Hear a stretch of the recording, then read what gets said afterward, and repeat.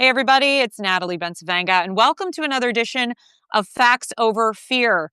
You know, it's like drinking from a fire hose from hell lately with this news cycle, and there are a lot of topics that I think are just kind of flying past us that we're going, oh, we should talk about that, we should talk about that, and then we kind of can't circle back because there's so many things to talk about. So one of those issues is something that we're going to touch on today, something that we should all be concerned about because it has to do with our healthcare system. Now, earlier this month, the Trump administration's Department of Education recently proposed new rules that exclude nurses from the professional category, which will impose much lower limits on federal loans that students can borrow for advanced nursing degrees. This, of course, directly and negatively impacts our healthcare system and those who keep it alive, like my guest today, Ashley Grieco. She is a nurse at Magee Women's Hospital who is here with me to discuss this recent proposal, what it means for the profession, and how it feels personally as a nurse to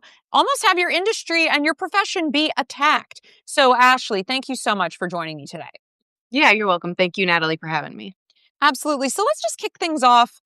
Before we get into the nitty-gritty of all of this, how did you find yourself in the nursing profession? What was it about nursing that you were like, that's what I want to do? That's a tough one. I mean, I've always enjoyed the science aspect of schooling. And then in high school, I took anatomy and physiology, and that really made me start thinking about the body and how the body works. And then I went to college and I was, studying bio and chemistry, and I just kept getting drawn more to the people versus, other aspects of those fields. And I think I was a sophomore in college and I decided to change majors and go into nursing, and I've never looked back. What were you originally going to study? Biochem. Okay, so related field, but Yes. still, you're a science girly through and through, Yeah. STEM girl. Yeah, I love that. So then this must have really irritated you when you saw the fact that from the big picture perspective, before we dig really in, that they were planning on, overhauling how we view nursing, especially in a time where, we went through COVID-19. We're still going through COVID-19 in a lot of spaces, but, we lost a lot of nurses at the height of that pandemic. We're now dealing with the aftermath, all of the disability that we're seeing, all of these other sicknesses, issues with people not getting vaccinated. There's just so much that is causing more and more people to say, I don't want to do this anymore. So for them to decide to make it harder for people to not want to be in this profession, along with the fact that we have an aging population, and that bubble is going to burst in a lot of ways, and it's going to impact healthcare on so many levels. Did this sort of feel like, a kick down a flight of stairs, so to speak? Yeah, it felt like they didn't take anything into consideration except for money and budget always. Mm. You mentioned that the population is aging. Not only are they aging, they're sicker than they've ever been. More people have chronic diseases, chronic illnesses. More people are using the hospital as like a primary care place versus going to their PCPs just because premiums are more high and health insurance isn't as easily available for everybody as it was. Yeah. So all these things on top of it make a nurse's job harder. Mm. And there are people, as you know, leaving the bedside in droves. Yeah. Pennsylvania has the worst nursing shortage in the entire nation. We're something like 20,000 nurses shortfall right now. And with this proposed rule by the administration, it's definitely not going to encourage people to go to the bedside with that limited mobility upward to, further your degree if they're saying, oh, well, you're not a professional. And so we aren't going to give you these federal loans. Instead, take these risky private loans if that's something that you want to do. Which is just wild to me because I know this is more of an existential question and not really in the scope of our conversation, but it's just sort of like, what is our government for? What are our tax dollars for, if not to support the people and help them fulfill the dreams and at the same time hold up society, right? I mean, to me, nursing is like, that's just a non-negotiable pillar of having a functioning society, is that we have people that are professionally trained and skilled and able to take care of us when we need them at any point of our lives. And that's what's so interesting too. It's like at some point, all of us will be touched by the healthcare system. All of us will enter a hospital for ourselves or for a loved one at some point. This isn't some far away thing that you'll never experience. We will all need care. And so I find this fascinating that they are going after something so fundamentally human as taking care of one another. Now, when we're talking about the professional status, the proposal now wanting to remove nurses from that category, how does that caricaturization land with you given your training, your responsibilities, and your role in patient care? Can you give us like a quick synopsis of what a nurse might do on a typical day on a hospital floor? Yeah, I think anytime a nurse walks into a building, walks onto their unit, they're doing nothing but exuding professionalism. Mm. Uh, we are the forefront of every patient's care. We are the ones that are first talking to family members. You walk in the room, you introduce yourself to your patient. They often have family members in there immediately with questions. And I think everyone respects themselves and respects the profession so much that we want to act like professionals and we want to be considered professionals. Um, and you talk to anybody who's been in the hospital and they would say the person that they see the most face-to-face time with is your nurse. Yeah. Doctors are important, physical therapists are important, respiratory therapists. But the most face-to-face time people have in the hospital is with their nurse. Mm. Uh, there's a little button on their television, and it's not like, "Can I call the doctor?" It's, "Let me call the nurse." You Mhm. call anytime you have an issue, anytime you need anything. We're the ones there to hold your hand and to sit with you and talk with you. And for the Trump administration and the Department of Education not to see that Mm. and to say, "You guys shouldn't be considered professionals anymore," just feels like a slap in the face for the people that have been doing this and devoting their lives to this profession for years. I mean, Ashley, I'll take it one step further. My mom was a nurse for, my God, she's retired now, but for 40 plus years. And I remember listening to stories at the dinner table, which also gives you a strong stomach as a kid when you listen to nursing stories at the dinner table. But I remember her telling stories about how many things that she caught before it became a tragedy, right? How many lives that and she'd say it real flippantly, like, "Oh yeah, I rechecked these numbers, and had we given them that dosage, XYZ, or had they gotten that medicine was meant for this like, just so many things that nurses catch too, the ways in which you honestly save lives every day, from both the emotional perspective of hand holding, like you said, but also in a real physical way. That when I saw this proposal, the first thing I thought of was, my gosh, do these people not know who nurses are? To me, it's a wild thing. Now, when you look at your own journey as a nurse, have you experienced any debt or needed to rely on loans to get where you are today? Because basically, this proposal that the Trump administration is putting out would make it so that nurses, and including midwives, students pursuing graduate nursing degrees, and others, would not be considered professional and therefore would have these much lower federal loan limits if you're just joining us. So, can you talk about that, how that would impact the average person trying to be in one of these fields? And when we see midwives included in that, that's obviously going to very much impact maternal health as well. Yeah. With these lower federal loan limits, I think most people that pursue a nursing degree are women. Yeah. Uh, we also, a majority of women of color, Yeah. um, moms, people that go Mhm. back to school to become nurses because it seems sustainable and it seems like something they could do. Yeah. Uh, this is going to make it much harder for those Mm. people to say, okay, well, now I have to decide, am I going to be able to pay my bills after I'm done with school, or am I going to be in so much debt that it's not even worth it? Um, as somebody who didn't come from an affluent background, I did rely heavily on federal loans for my Mhm. undergraduate degree in nursing.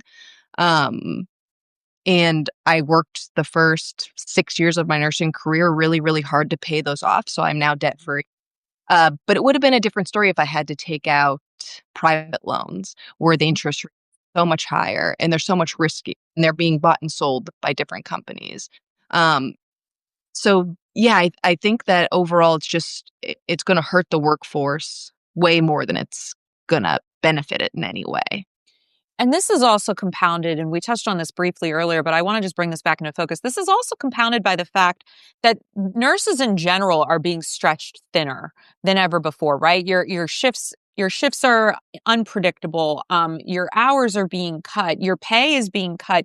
The benefits aren't there. So on top of all of this, what is our country saying about women? Right? Because this is, like you said, a predominantly female industry, not excluding all of the wonderful male nurses and people who are nurses. We're happy to have all of them in this profession, my goodness. But because it is a primarily female dominated industry, I do think there is this misogyny and racism that runs through it as well, where we still have this idea that women shouldn't be paid according to their skill level, that they shouldn't be honored by what they're doing. And because this is a helping profession, it's a caring profession, we know how much unpaid labor women just give every single day of their lives for their households and the upkeep of emotional labor. It just seems to me that this is once again the administration saying, you're just women, you don't matter.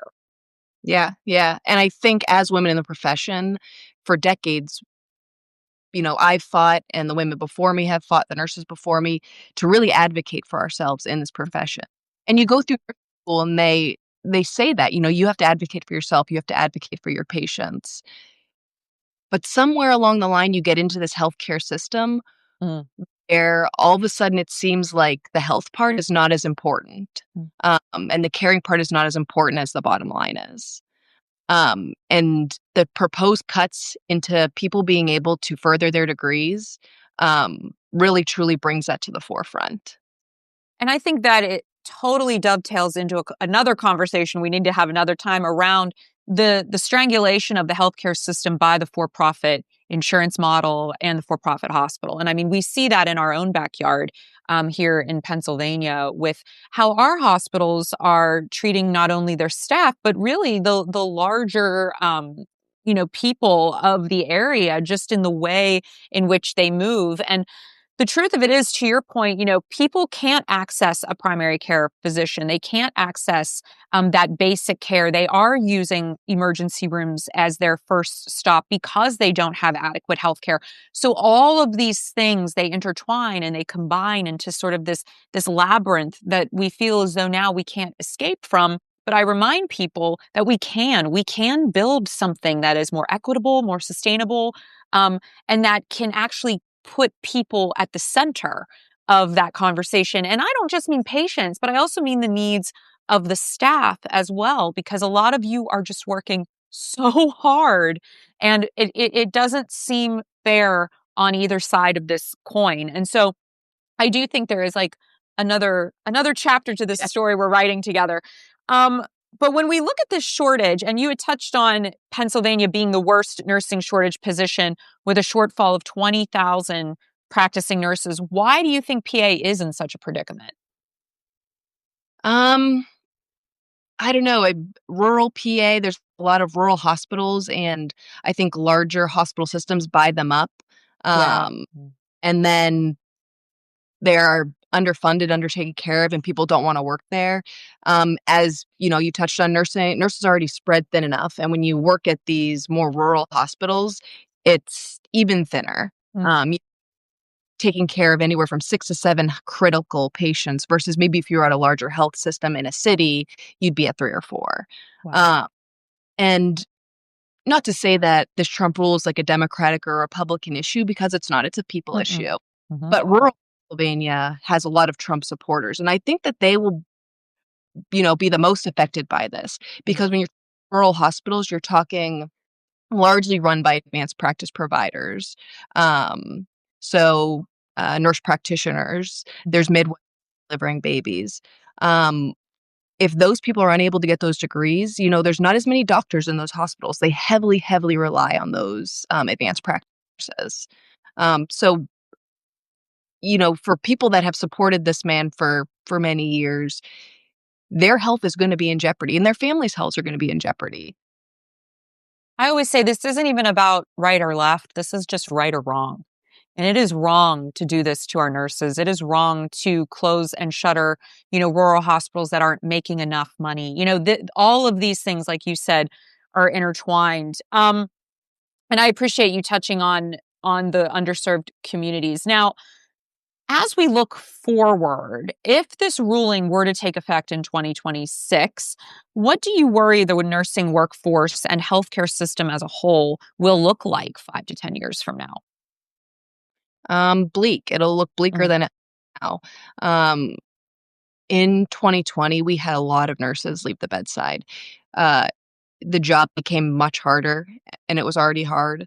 Um, and I think that if things continue to roll in that direction, less people will go into this profession. I mean, you have women like you said, your mom, who have been doing the job for 30 to 40 years and have drastically seen the changes that have happened in healthcare and happened in nursing. yeah. Who now daughters could be going to college. And I talk to these women and, they say, "Oh, I tell them not to do it. They wanna go into nursing, I say don't do it." Mm, And so right there, you used to have this legacy generation where, like, an aunt would go or a mom would go, and the daughters or nieces would see them and be like, "Oh my gosh, that's what I wanna do. This seems so rewarding." yeah. And I think the burnout, and the underappreciatedness of the whole thing is real and tangible. Um, and the lack of pay and the lack of respect, just piles up and, it makes it hard. It makes it hard to do day after day. I want to end on a positive note because I do think that there are ways in which we can speak up and act out against what is happening. And part of that is getting involved in your district and understanding who are your elected officials. Do they support these kinds of changes? How are they pushing back against these ridiculous rules? And do they support healthcare for all? I mean, I think that all of these things go hand in hand. Um, when we look at the future and you think of your own trajectory, if someone did say to you, okay, I hear all of this, but why do you love it so much? Why are you fighting so hard for nursing if all of these things are happening? What is it about this profession that you want people to know? Um, Despite, all the negatives with it, there are wonderful days that you have in the hospital. You do walk out of there feeling like you touched someone's life, like you really, you know, had a great impact on a day that might have been their worst day of their life or the best day of their life, and you were able to be there with them. Um, it's also so rewarding to be that front line of care, to help people when they're their most vulnerable, but make them feel like nothing is wrong. Um, and on top of that, it's rewarding year after year to watch yourself grow. Mm. I remember this profession and knowing what I came out of nursing school with, to where I am now, to where I hope to be, by the time I retire, and it's just always, always growth, personal growth, professional growth. So yeah, it's rewarding, even though it's hard. Ashley Grieco, thank you so much for joining me. I really appreciate you. I would love to have you back on to talk about other things that are going on, in particular with the nurses unions and what you are focusing on in 2026 in terms of where this profession can go. Because I do believe in these very difficult times, it is important that we remember there is a dream space accessible to all of us to focus on and think about after. What happens after? What do we want our world to look like? Because we have so much power. So thank you so much for being in conversation with me today. Thank you to everybody who joined us for Facts Over Fear. I'll be posting this directly after in case you didn't get to watch the whole thing live. Make sure you subscribe up here. I'm Natalie Bensavanga. And as always, until next time, please take care of yourselves and each other. Bye, everybody. Thanks.